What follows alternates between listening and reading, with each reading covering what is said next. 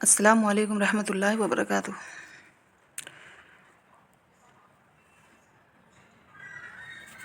رسول اللہ صلی اللہ علیہ وسلم نے فرمایا،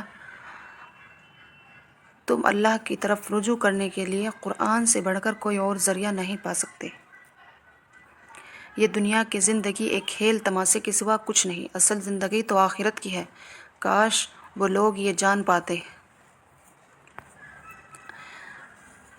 تقدیر پہ شکوہ نہ کر، انسان اتنا عقل مند نہیں کہ اللہ پاک کے ارادوں کو سمجھ سکے۔ حضرت علی رضی اللہ تعالیٰ عنہ نے فرمایا، مقدر میں جو ہے وہ مل کر رہے گا۔ 2 وقت کی روٹی کے لیے 5 وقتی نماز نہ چھوڑ۔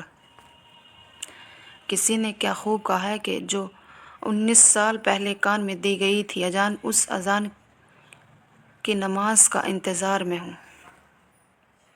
خبردار، آپس کے جھگڑے سے دور رہو، بے شک وہ برباد کر دینے والا کام ہے۔ یا رب عطا کر وہ راستے جس میں بھٹکنے کا گمان نہ ہو۔ میرے رب کے فیصلے ہماری خواہش سے بہتر ہے۔ جن گھروں میں اللہ پاک کا ذکر ہوتا ہے وہاں سکون، محبت اور برکت نظر آتی ہے۔ یا اللہ مجھے ہدایت نصیب فرما، آمین۔ یا اللہ مجھے موت کی سختی سے بچا، آمین۔ یا اللہ مجھے قبر کے عذاب سے بچا، آمین۔ یا اللہ میرے خاتمہ ایمان پر فرما، آمین ثم آمین۔ خود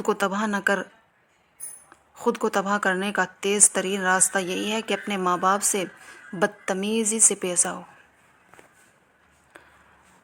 جو جتنا اچھا جھوٹ بول لیتا ہے دنیا اس کی ہوتی ہے، لیکن پھر اس کی آخرت نہیں ہوتی۔ جھلکتی گرمی میں اگر کوئی مزدور برف مانگے تو انکار نہ کرنا، یہ برف نہیں، اس کے لیے راحت ہے اور تمہارے لیے ثواب۔